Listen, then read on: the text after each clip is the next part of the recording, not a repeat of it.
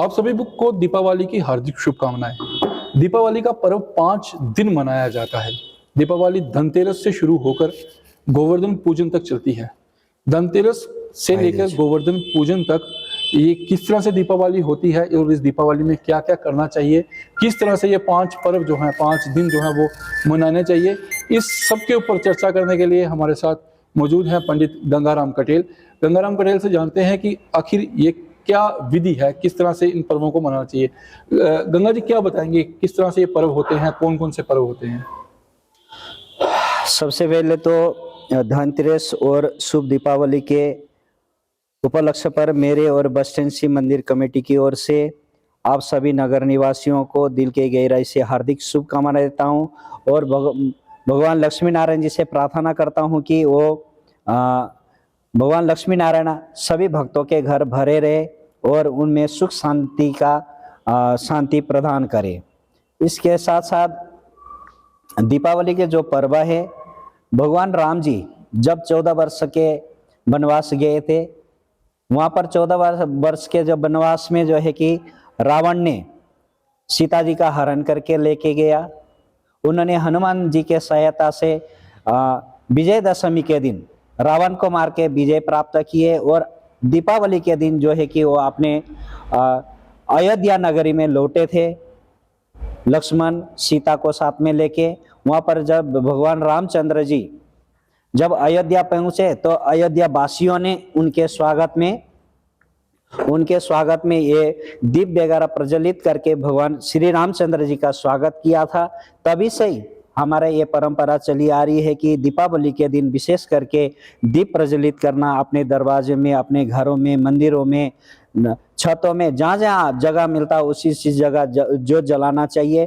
ताकि हम यहाँ पर देखते हैं ज्यादातर लोग मोमबत्तियां जलाते हैं, कैंडल जलाते हैं, क्योंकि वो अशुद्ध होता है। इससे अच्छा अगर आप रुई से बनी हुई, कार्टून से बनी हुई दीपक बनाए और अगर ज्योत प्रज्वलित करे तो ज्यादा, मेरे हिसाब से ज्यादा उत्तम रहेगा। इसमें अगर आप हो सकता है तो घी के प्रयोग ज्यादा करें ताकि जो लक्ष्मी माता संतुष्ट हो। धनतेरस का जो पर्व है, धनतेरस क्यों मनाई जाती है? लोग नया सामान जो है खरीदते हैं, तो इसके बारे में थोड़ा सा बताएं। हाँ, धनतेरस का जो पर्व होता है अमित जी, इस दिन विशेष करके जो है कुबेर जी की पूजा होती है। गणेश जी और कुबेर जी, इनकी पूजा होती है। और जो कुबेर जो होते हैं धन को एकत्रित करके रखने वाले देवता होते हैं। जैसे विश्वकर्मा देव है, वो बनाते हैं, भवन बनाते हैं, घर बनाते हैं। इसी प्रकार से लक्ष्मी माता लक्ष्मी प्रदान करती है, सरस्वती माता विद्या प्रदान करती है। इसी प्रकार जो कुबेर जी है हमारे धन को इकट्ठा करके रख देते हैं।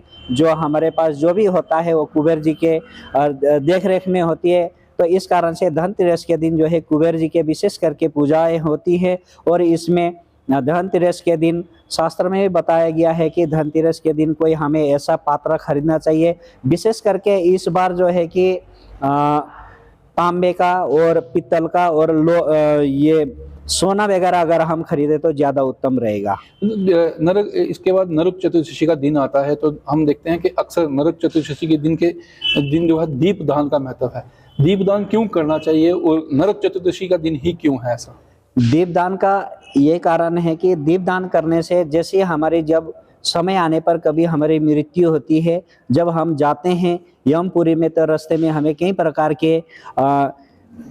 कई प्रकार से जंगल से गुजरना पड़ता है, कहीं हमें अंदर से गुजरना पड़ता है, कहीं हमें पानियों से गुजरना पड़ता है, कहीं हमें कांटों से गुजरना पड़ता है। कि जो हम दीपदान करते हैं आगे हमें जो अभी किया हुआ जो कर्म है वो अगले जन्म में हमें वहां पर प्राप्त होता है। जो हम जिस प्रकार से रात को चलते टाइम टॉर्च लगा के आगे देख के चलते हैं, इसी प्रकार से जब हम मर के, जब हमारी देहांत हो जाएगा, जब हम यमपुरी में लेके जाया जाता है, तो एक ही प्रकार के रास्ता से चलाते हमें वो दीपदान करने से आगे वही दीप मिलता है। तो उसी के उजाला से, प्रकाश से हम अपने रास्ता देखते हुए वहां तक पहुंचते हैं। तो उसके बाद जब दीपावली आती है तो दीपावली का पर्व कैसे मनाना चाहिए, कैसे पूजन करनी चाहिए ताकि माँ लक्ष्मी की कृपा जो है वो बनी रहे? दीपावली के दिन विशेष करके जब पूजा करते हैं, गणेश पूजा हो, कलश पूजा हो, नवग्रह पूजा हो, दीप पूजा हो, उसके बाद जो है कि लक्ष्मी नारायण की पूजा, कुबेर जी की पूजा करनी चाहिए।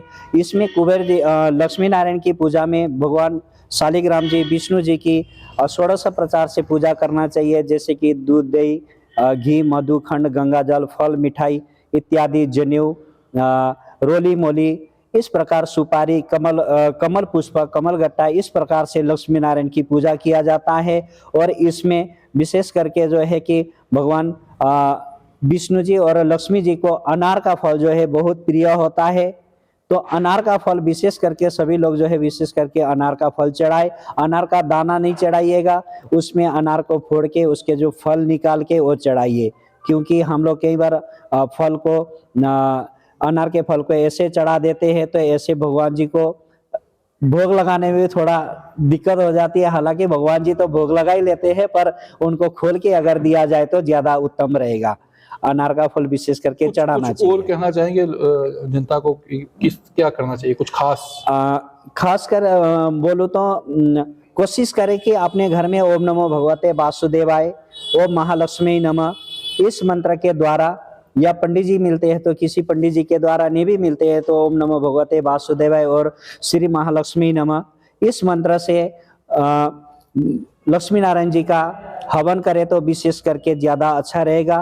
क्योंकि लक्ष्मी जी को कमल पुष्प, कमल गट्टा, मूस कपूर, केसर, बेलफल, भोजपत्र, उसके बाद लाल चंदन, इन पदार्थों से जो है लक्ष्मी नारायण की आहुतियां दी जाती है। इस पदार्थ से जो है कि लक्ष्मी नारायण के निमित्त आहुति दे, तो बाद में पूर्णावती में गरी बुझ के जगह जो है गरी गोला से ही वो पूर्णावती दे।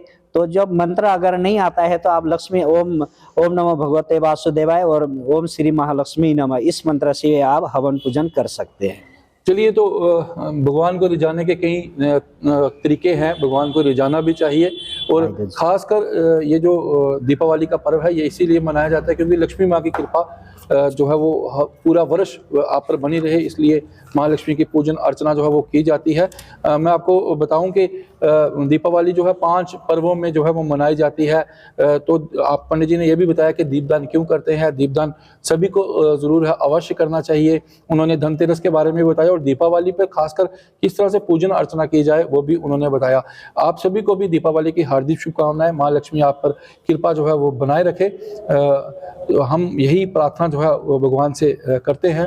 वीडियो जर्नलिस्ट अक्षय डोगरा के साथ मैं अमित शर्मा, पंजाब केसरी टीवी, राजौरी।